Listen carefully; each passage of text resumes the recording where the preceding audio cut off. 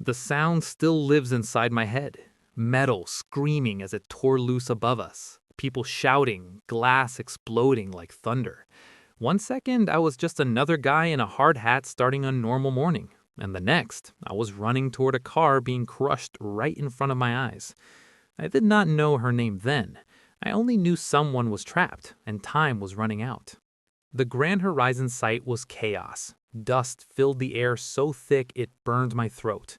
A steel beam had fallen from above, smashing into a sleek black car parked by the curb, the frame twisted like paper. Inside, I saw movement, a woman, pinned, trying to breathe. Sirens were still far away. Everyone else froze. I did not. I did not stop to think. When you spend years on construction sites and years raising a child alone, instinct takes over fast. I ran. Glass cut into my palms as I reached through the broken window. Her eyes were wide with shock and pain. She was bleeding, struggling, terrified. I remember saying, "I've got you," even though I had no idea if I really did. I forced the door open inch by inch. My arms shook, but I did not stop. I pulled her free and laid her on the pavement just as her strength gave out. She collapsed against me, breathing hard, alive. That was all that mattered. Someone shouted that help was coming. I shrugged off my jacket and wrapped it around her because she was shaking so badly. She looked up at me then, strong eyes, scared eyes, the kind that had never begged before. I held her gaze for a second longer than I should have. Then I stepped back. I did not wait for thanks. I did not give my name. I disappeared into the crowd the moment sirens filled the street. To me, it was not heroism. It was just what a man does.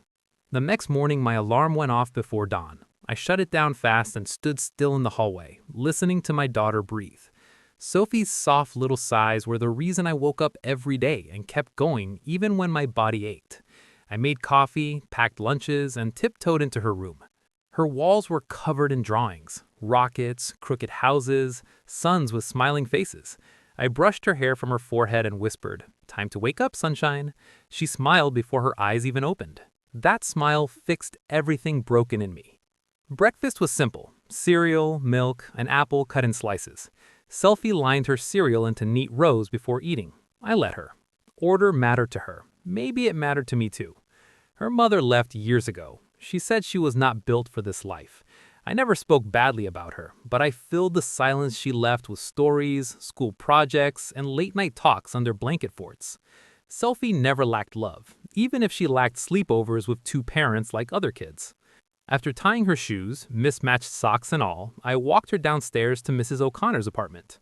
Margaret was 72 and tougher than anyone I knew. She watched Sophie every weekday like she was her own. When she opened the door, she looked me over and frowned.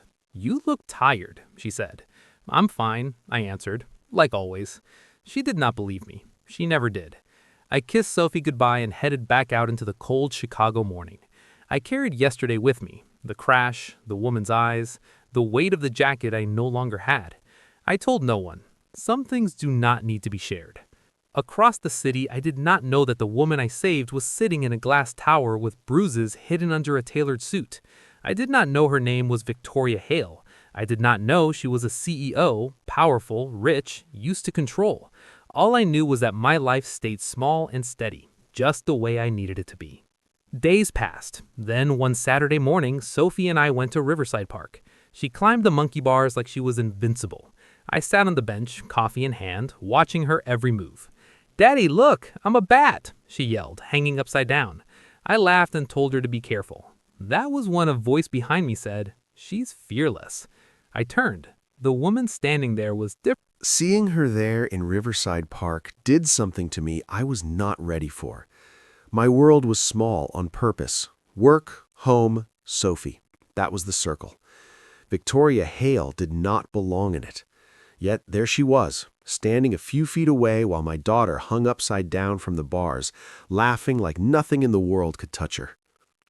"I come here sometimes," Victoria said, her voice calm, almost careful. "It helps me think." I nodded, not trusting myself to say much. I kept my eyes on Sophie, the way I always did, but I felt Victoria watching me, studying me. I wondered if she knew, if she remembered my face from under the hard hat, from the dust and noise. Sophie dropped down and ran over, her cheeks pink, eyes bright. "Gaddy, who's she?" Victoria crouched before I could speak. "I'm Victoria." Sophie smiled like she always did with strangers. "Do you build buildings? My daddy builds things. He can fix anything." I felt heat creep up my neck. "Soft," I warned softly. But Victoria didn't laugh or brush it off. She listened, really listened. "That sounds important," Victoria said to Sophie. "It is," Sophie replied proudly. The ice cream truck's music floated through the park, saving me. Sophie begged. I gave in. When she ran off, Victoria sat at the far end of the bench, leaving space between us like she understood boundaries. "She loves you," Victoria said quietly. "She's my whole world," I answered before thinking. Something passed across her face then. Not pity, something closer to longing. Silence stretched between us, but it wasn't uncomfortable.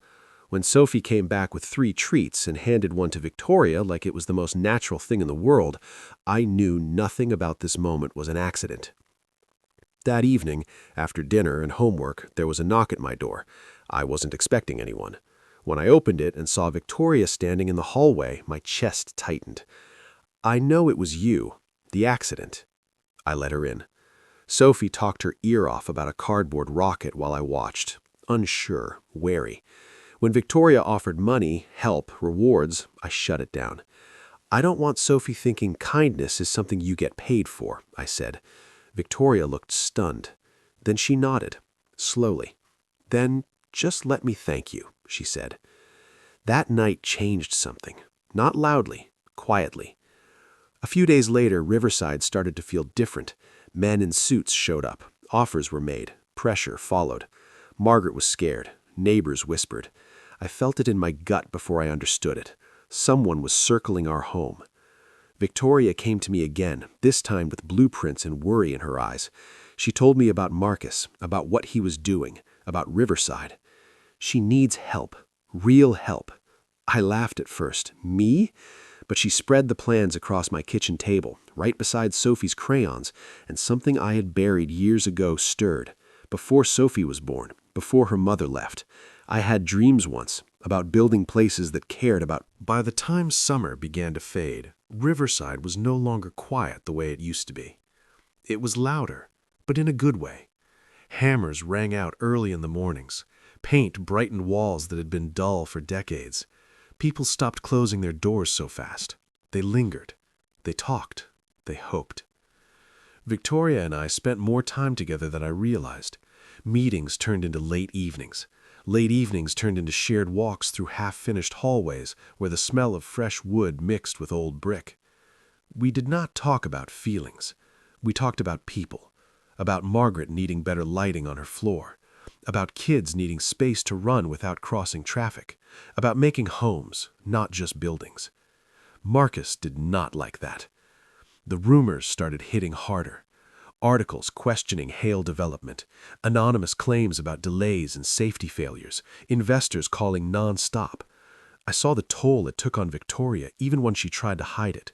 Some nights she sat at my kitchen table staring at numbers while Sophie colored beside her, humming quietly. One evening, Sophie looked up and said, "You're sad today." Victoria froze.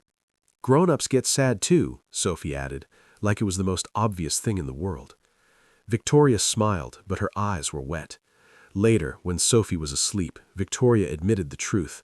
Marcus was pushing harder. He was buying buildings around Riverside, trying to scare residents into leaving. If the community broke, the project would collapse. "That won't happen," I said, more firmly than I expected. "Not here." Word spread fast. Neighbors started talking.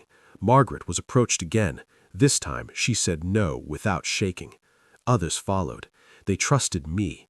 That scared me more than anything Marcus could do. Victoria wanted to fight him in court. I wanted to fight him in daylight. The chance came with the Riverside celebration.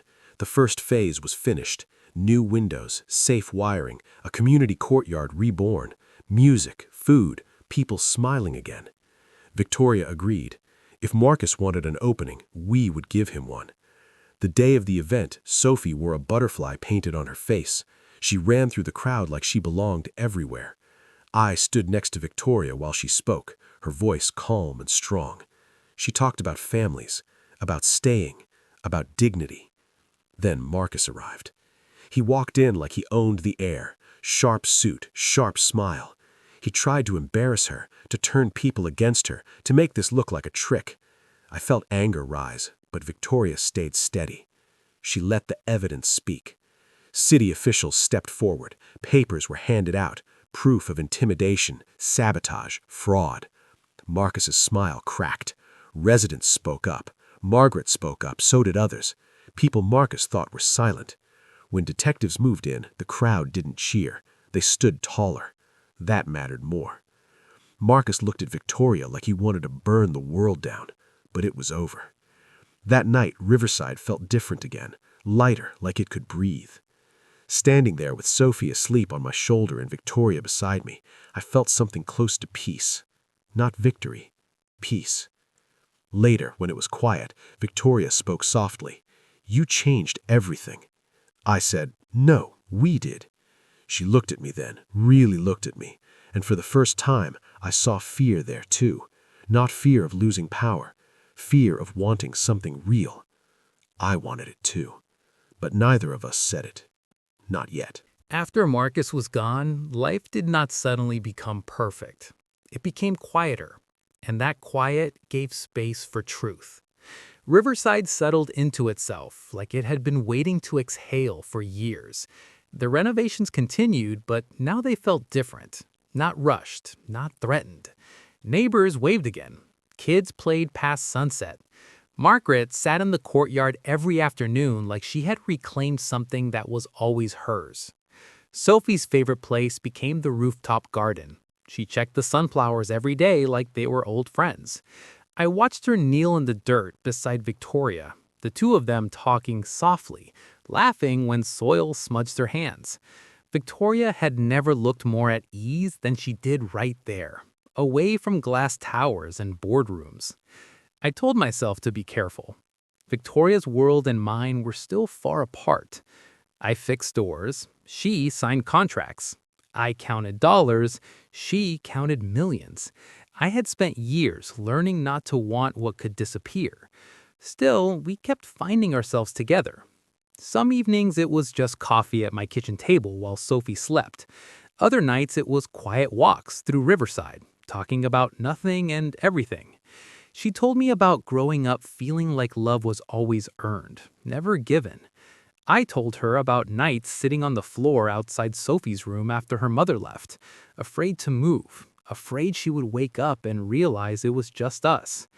We didn't touch much at first. A brush of hands, a shared smile that lingered too long.